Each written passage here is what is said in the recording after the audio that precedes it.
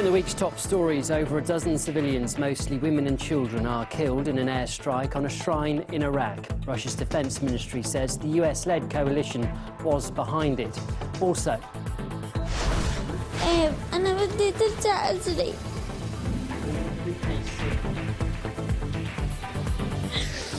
بدي ترجع أجري مثل ما كانت. The UN launches a war crime investigation into the situation in Aleppo, but pays little attention to the terrorist presence in the city. We get first-hand accounts from civilians on the ground. And emails from Hillary Clinton's campaign, newly released by WikiLeaks, show how the campaigners were advised to link Vladimir Putin to Donald Trump to distract voters from Clinton's policy on Islamic State.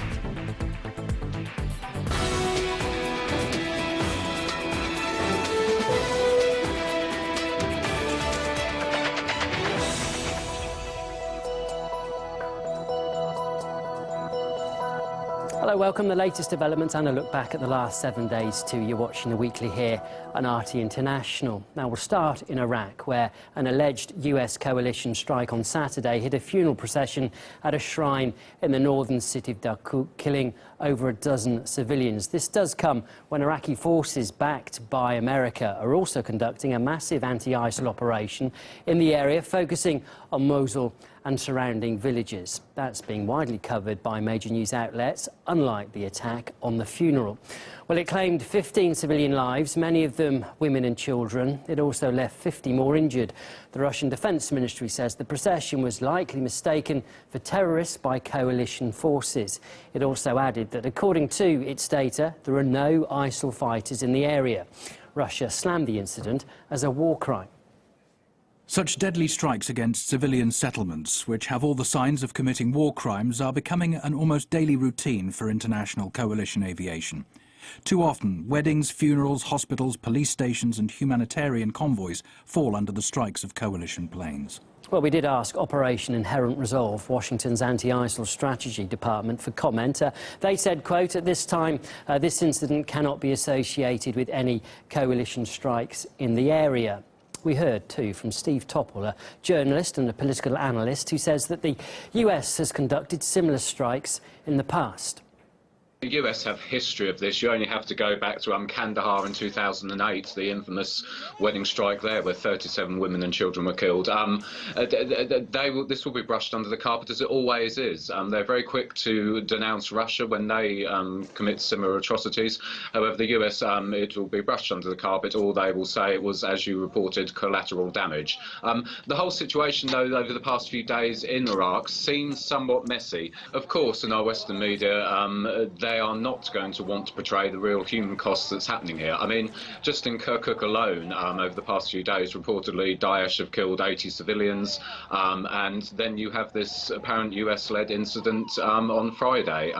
It's not something they want to report. They're quite happy to report it in Syria. However, it's being suppressed by and large over here because they're trying to exude the positives of the campaign, which is they are pushing back Daesh. However, that's not quite often the case. Well, we have asked human rights organisations to comment on this, although so far we've received no response. Neither have there been any calls to investigate the airstrike either. Meanwhile, an inquiry into alleged war crimes in neighbouring Syria has been launched by the UN Human Rights Council, and on Friday it voted to launch a special probe into the situation in Aleppo. The resolution says that atrocities have been committed by all sides in the conflict, but despite the admission of constant rebel shelling, the main focus of the investigation does seem to be on the Syrian and Russian bombing of terrorists in eastern parts of the city. The presence of terror groups in Aleppo is being neglected by the UN. That's according to Russia's envoy. Генеральный секретарь ООН говорит о ситуации в Сирии. How is it possible that when speaking about the situation in Syria, about the terrible humanitarian situation there, the UN Secretary General does not have a word to say about the terrorist organizations, al-Nusra and Islamic State? Isn't the fight against terrorism one of the UN's goals? Well, those rebel groups and al-Nusra terrorists have been shelling western Aleppo on a daily basis. Murad Gaztiev is in the city for us. A word of warning, though, you might find some of the pictures in his upcoming report disturbing. Aleppo is a city of sad stories, and here's one of them. 10 people, 2 families, living This one room, sad, right? Gets sadder. بحس اجري قد تنقطع مباري هيك من وجع ما بحكى وقت هيك ما بعرف ايش بيصير بتحكني. 13-year-old Reem lost her foot in rebel shelling 3 weeks ago. Her life changed on an ordinary day as she was walking home from school. It can happen to anyone, and everyone knows it. It's just that nobody expects it to happen to their own flesh and blood. ما تصورت يعني انه هيك بنتي في هالموقف هيك. زعلت كثير وقتلت في حال يعني ما بعرف ايش بدي احكي يعني ما بيطلع الكلام ما بعرف. Reem was lucky, as these things go. She survived a shell blast from just meters away. Yet, how do you explain that to a 13-year-old girl? ايه انا بدي ترجع اجري.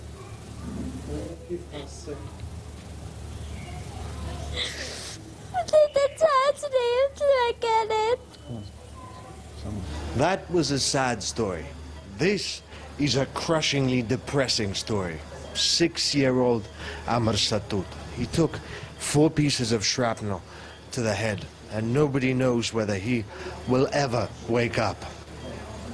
The damage to his brain, doctors told us, was enormous. A few rooms away was another patient, fresh out of surgery. He's only just learned to walk. The child is 2 years old. He was shot in the stomach and the operation lasted for 4 hours. He is now stable. He was hit by a stray bullet, and as long as he lives, he will be reminded daily of a war which began before he was born. Morad Gazdiev, RT in Aleppo. And apart from shelling western Aleppo, the terrorists are also preventing civilians from leaving the eastern part of the city, and that was exactly the case too during a recent 3-day ceasefire when Russia and Syria halted their airstrikes to open up humanitarian corridors. Here's what residents told us.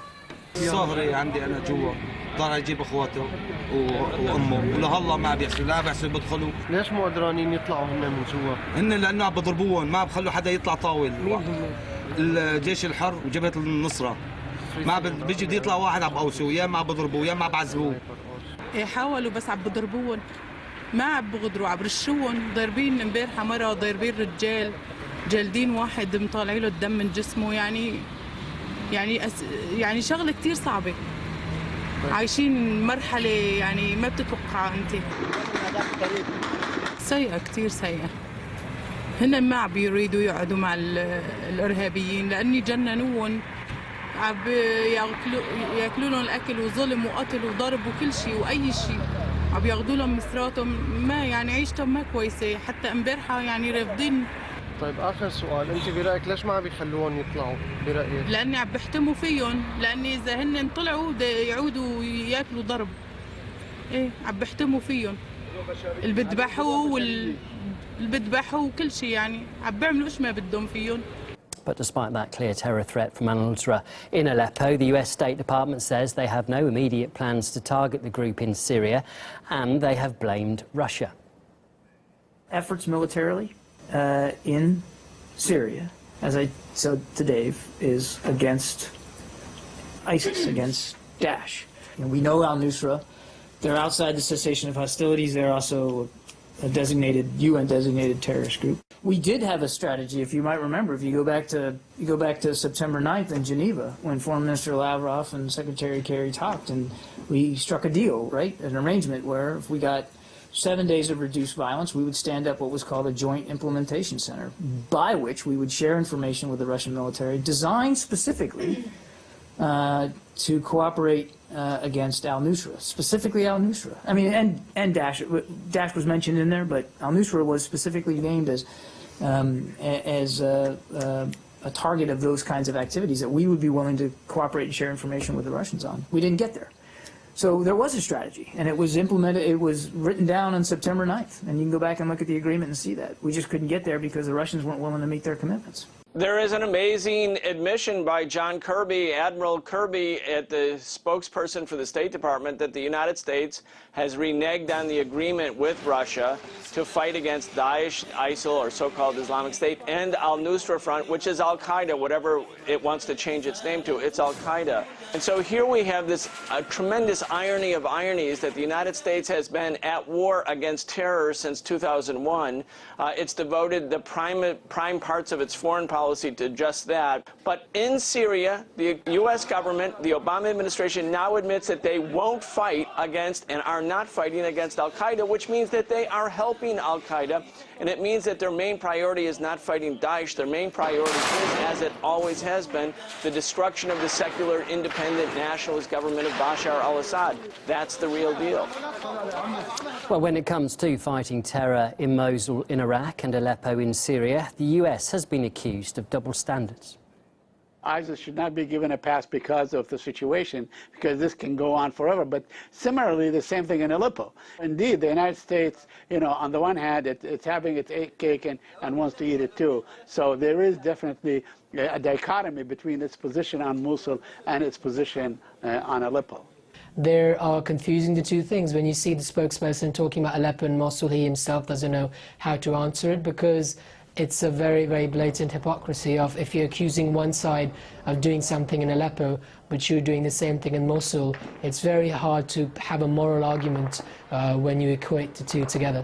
I believe that, of course, the United States foreign policy has been characterized by double standards. I believe that the United States has secured a foothold in Iraq, especially in Mosul, which is geostrategically located in northern Iraq, and they want to do the same in Aleppo, which is not the case, because in Aleppo, the Syrian army, supported by the Russian aviation and other allies, are advancing into the eastern part of the city, which threatens to exclude the United States from having any foothold in Syria, especially in the second largest city. And I believe that this is why the United States are not opposed to military operation against Mosul, while they are at the same time criticizing the Syrian army and the Russian troops for stepping up their attacks and assault on Aleppo. Meanwhile, a Russian aircraft carrier on its way to Syria did ruffle a few feathers this week. The Admiral Kuznetsov has been closely monitored by British, Dutch and Belgian ships, as well as from the air too, and that is despite the carrier staying in international waters.